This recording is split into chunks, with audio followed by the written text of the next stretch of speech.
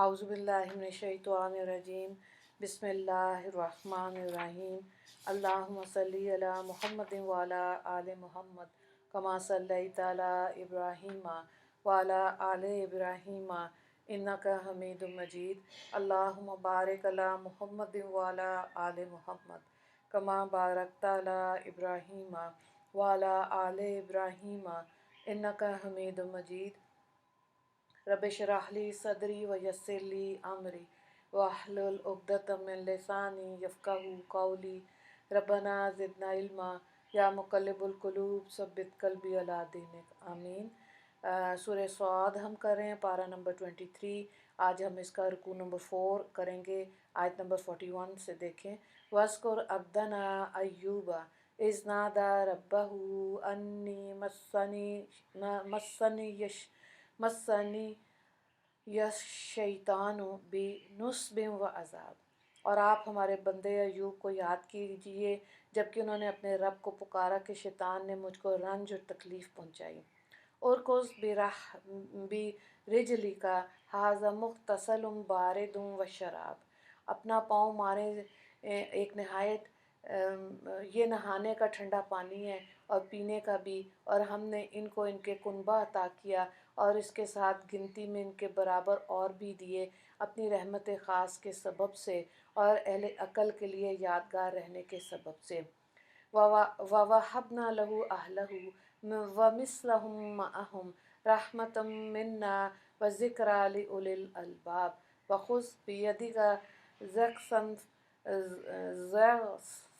फ़ज़रिब बिही वला तहनस इन्ना वजदनाहू साबिरा नेमल अब्दु इन्नहू अव्वाब। अच्छा, यादगार रहने के सबब से और तुम अपने हाथ में एक मुट्ठा सीखों का लो और इससे मार लो और कसम ना तोड़ो, बेशक हमने इनको साबिर पाया, अच्छे बंदे थे कि बहुत रुजू करने वाले थे। हज़रत अय्यूब अलैहिस्सलाम का सिलसिला नसब अक्सर मौरख़ीन के नज़दीक हज़रत इब्राहीम अलैहिस्सलाम से मिल जाता है और आपका ज़माना हज़रत मूसा अलैहिस्सलाम और हज़रत इसहाक़ और याकूब अलैहिस्सलाम के ज़माने के दरमियान होना बताया गया। मुख्तसरन सही रवायात के मुताबिक हज़रत अय्यूब अलैहिस्सलाम को अल्लाह ताला ने दुनिया में हर तरह आसूदा खुशहाल रखा था। मवेशी, बागात, खेतियाँ, कोठियाँ, ज़मीनें, लौंडी, ग़ुलाम, औलाद साले वगैरह सब कुछ मर्ज़ी के मुवाफ़िक अता किए थे। हज़रत अय्यूब अलैहिस्सलाम बड़े शुक्रगुज़ार अल्लाह के नबी थे, लेकिन अल्लाह ताला ने इनको आज़माइश में डाला। बहुक्म इलाही चंद ही रोज़ में तमाम औलाद मर गई। कोई डूबा, कोई मकान के नीचे दब गया, कोई किसी मर्ज़ से ख़त्म हो गया। तमाम जानवर, घोड़े, ऊँट, गाय, भैंसें, बकरियाँ वगैरह सब मर गए। खेतियाँ और बागात जल गए और उजड़ गए। मकानात गिर पड़े, तमाम सोना चांदी तल्फ हो गया। लेकिन हज़रत अय्यूब अलैहिस्सलाम बराबर सब्र के साथ शुक्र करते रहे। मसाइब का इन पर ख़ात्मा न हुआ, खुद बीमार पड़ गए और सख़त जिस्मानी अज़ियत और तकलीफ़ में मुब्तला हो गए। शहर के बाहर एक झोंपड़ी में जाकर रहने लगे, लेकिन सब्र और शुक्र से किसी वक्त तो किसी हाल में गाफिल न रहे। आपके साथ आपके गमगुसार सिर्फ़ एक बीवी रह गई जो आपकी हर तरह से खिदमत करती, मेहनत काम काज करके पेट पालने को भी लाया करती। मुद्दतों तक आप इन मसाइब में गिरफ़्तार रहे।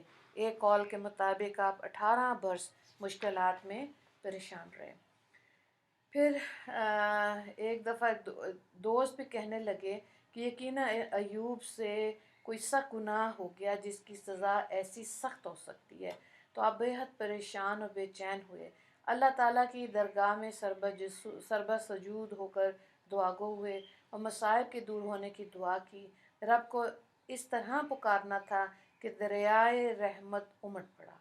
अल्लाह रब्बुल इज़्ज़त ने फिर पहला सा माल और मनाल दे दिया। नई औलाद भी आप पहले से ज़ायद होगी। ज़मीन से चश्मा निकला, इसी से पानी पिया और तंदुरुस्त हो गए। एक बार जब आप बीमार थे तो शैतान ने आपकी अहलिया को एक तबीब की शक्ल में आके रोका और कहा कि मैं इनकी बीमारी को ठीक कर सकता हूँ, शर्त यह है कि जब वो ठीक हो जाए تو یہ کہنا پڑے گا تمہیں کہ ان کو شفا میں نے دی، اور اس کے علاوہ میں تم سے کوئی نذرانہ نہیں چاہتا۔ یہی بات جب آ کے ان کی اہلیہ نے حضرت ایوب علیہ السلام کو بتائی، وہ سمجھ گئے کہ یہ شیطان ہے اور اللہ کی بجائے اس سے اپنی مرضی کروانا چاہ رہا ہے، بجائے اس کے کہ اللہ سے صحت یابی کی دعا کی جائے۔ اس نے یہ کہا کہ تم یہ کہہ دینا کہ میں نے شفا دی۔ تو حضرت ایوب علیہ السلام نے کہا کہ جب میں صحت یاب ہو جاؤں گا تو میں 100 کمنچیاں ماروں گا، یعنی آپ کہہ لیں جھاڑو، تنکے یا کوڑے، اس طرح سے نا۔ اللہ نے جب ان کو شفا دے دی تو انہوں نے اپنی قسم کو پورا کرنا تھا، لیکن اللہ تعالیٰ نے کہا کہ تم تنکوں کو جمع کر کے ایک جھاڑو کی طرح کا جیسے ایسے بنا لو اور ایک دفعہ اپنی بیگم کے کمر پہ لگا دو، تمہاری قسم پوری ہو جائے گی۔ تو بہرحال شیطان نے تب بھی زور لگایا، اور نبی کریم صلی اللہ علیہ وآلہ وسلم کو کفار مکہ کی طرف سے جو دکھ رنج پہنچتا تھا، اس پر صبر کی تلقین فرمائی گئی، اور اس سلسلے میں نبی کریم صلی اللہ علیہ وآلہ وسلم کی تقویت اور تسلی کے لیے تیسرا قصہ حضرت ایوب علیہ السلام کا سنایا گیا کہ صبر جو ہے وہ رائے گاہ نہیں جاتا۔ اگلی آیات کو دیکھیں۔ وَاذْكُرْ عِبَادَنَا إِبْرَاهِيمَ وَإِسْحَاقَ وَيَعْقُوبَ أُولِي الْأَيْدِي وَالْأَبْصَارِ إِنَّا أَخْلَصْنَاهُمْ بِخَالِصَةٍ ذِكْرَى الدَّارِ وَإِنَّهُمْ عِندَنَا لَمِنَ الْمُصْطَفَيْنَ الْأَخْيَارِ وَاذْكُرْ إِسْمَاعِيلَ وَالْيَسَعَ وَذَا الْكِفْلِ وَكُلٌّ مِّنَ الْأَخْيَارِ هَٰذَا ذِكْرٌ وَإِنَّ لِلْمُتَّقِينَ لَحُسْنَ مَآبٍ جَنَّاتِ عَدْنٍ مُّفَتَّحَةٌ لَهُمُ الْأَبْوَابُ متقین فیہا یدعون فیہا بفاکہۃ کثیرۃ وشراب وعندہم قاصرات الطرف اتراب ھذا ما توعدون لیوم الحساب ان ھذا لرزقنا ما لہ من نفاد۔ ترجمہ: اور ہمارے بندے ابراہیم اور اسحاق و یعقوب کو یاد کیجیے جو ہاتھوں والے اور آنکھوں والے تھے۔ ہم نے ان کو ایک خاص بات کے ساتھ مخصوص کیا تھا کہ وہ یاد آخرت کی ہے، اور وہ ہمارے یہاں منتقر اور سب سے اچھے لوگوں میں سے تھے۔ اور اسماعیل، یسع، ذوالکفل کو بھی یاد کیجیے، اور یہ سب بھی سب اچھے لوگوں میں سے ہیں۔ ایک نصیحت کا مضمون تو یہ ہو گیا، اور پرہیزگاروں کے لیے آخرت میں اچھا ٹھکانہ ہے، یعنی ہمیشہ رہنے کے باغات جن کے دروازے ان کے واسطے کھلے ہوں گے۔ وہ ان باغوں میں تکیہ لگائے بیٹھے ہوں گے اور وہاں بہت سے میوے اور پینے کی چیزیں منگوائیں گے، اور ان کے پاس نیچی نگاہ والی ہم عمر ہوں گے۔ اور اے مسلمانوں، یہ وہ نعمت ہے جس کا تم سے روز حساب آنے پر وعدہ کیا جاتا ہے۔ بے شک یہ ہماری عطا ہے، اس کا کہیں ختم ہی نہیں ہوتا۔ تو دیکھیں، حضرت یسع اور حضرت الیاس علیہ السلام کے چچا زاد بھائی ہیں، اور ابتدان عمر میں آپ حضرت الیاس کی رفاقت میں رہتے تھے، اور حضرت الیاس کے انتقال کے بعد اللہ تعالیٰ نے بنی اسرائیل کی رہنمائی کے لیے حضرت یسع کو نبوت سے سرفراز فرمایا، اور آپ نے حضرت الیاس کے طریقے پر بنی اسرائیل کی رہنمائی فرمائی۔ حضرت ذوالکفل کا ذکر بھی قرآن پاک میں 2 صورتوں میں آیا، ایک سورۃ انبیاء 17ویں پارے میں اور دوسرا اسی سورۃ صاد میں، اور دونوں جگہ سوائے نام کے ذکر کے اور کوئی زیادہ تفصیل نہیں ہے۔ لیکن جو کتاب قصص القرآن ہے، جس میں 4 جلدوں پر ہے، اور اس میں تمام قرآن پاک کے قصے اور انبیاء کے حالات زندگی ہیں، ضرور اس کو پڑھنا چاہیے۔ اسی طرح حدیث میں بھی کوئی تفصیل نبی اکرم صلی اللہ علیہ وآلہ وسلم سے منقول نہیں، لہٰذا قرآن اور حدیث کی روشنی میں بہت مختصر سے حالات حضرت ذوالکفل کے بارے میں ملتے ہیں، بہت مختصر۔ اگلی آیات کو دیکھیں۔ ھذا وَإِنَّ لِلطَّاغِينَ لَشَرَّ مَآبٍ جَہَنَّمَ يَصْلَوْنَهَا فَبِئْسَ الْمِہَادُ ھذا فَلْيَذُوقُوهُ حَمِیمٌ وَغَسَّاقٌ وَآخَرُ مِن شَکْلِهِ أَزْوَاجٌ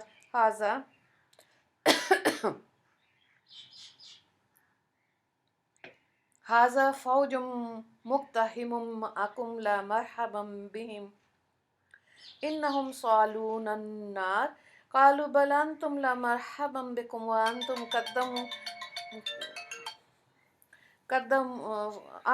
قَدَّمْتُمُوهُ لَنَا فَبِئْسَ الْقَرَارُ قَالُوا رَبَّنَا ما قدم لنا هذا فزده عذابا ضعفا في النار وقالوا ما لنا لا نرى رجال كنا نعدهم من الأشرار اتخذناهم سخريا أم زاغت عنهم الأبصار إن ذلك لحق تخاصم أهل النار۔ ترجمے کو دیکھیں۔ یہ بات تو ہو چکی اور سرکشوں کے لیے برا ٹھکانہ یعنی جہنم، اس میں وہ داخل ہوں گے، سو بہت ہی بری جگہ ہے یہ کھولتا ہوا پانی اور پیپ، سو یہ لوگ اس کو چکھیں گے اور بھی اس قسم کی طرح طرح کی چیزیں ہیں۔ یہ ایک جماعت اور آئی جو تمہارے ساتھ گھس رہے ہیں اس پر خدا کی مار، یہ بھی جہنم ہی میں آ رہے ہیں۔ وہ کہیں گے بلکہ تمہارے ہی اوپر خدا کی مار، کیونکہ تم ہی تو یہ مصیبت ہمارے آگے لائے ہو۔ جہنم بہت ہی برا ٹھکانہ ہے۔ دعا کریں گے کہ اے ہمارے پروردگار، جو شخص اس مصیبت کو ہمارے آگے لایا ہو اس کو جہنم میں دگنا عذاب دیجیے۔ اور وہ لوگ کہیں گے کہ کیا بات، ہم ان لوگوں کو جہنم میں نہیں دیکھتے جن کو ہم برے لوگوں میں شمار کرتے تھے؟ کیا ہم نے ان لوگوں کی ہنسی کر رکھی ہے یا ان کے دیکھنے سے نگاہیں چرا رہے ہیں؟ یہ بات یعنی جہنمیوں کا لڑنا جھگڑنا بالکل سچی بات ہے۔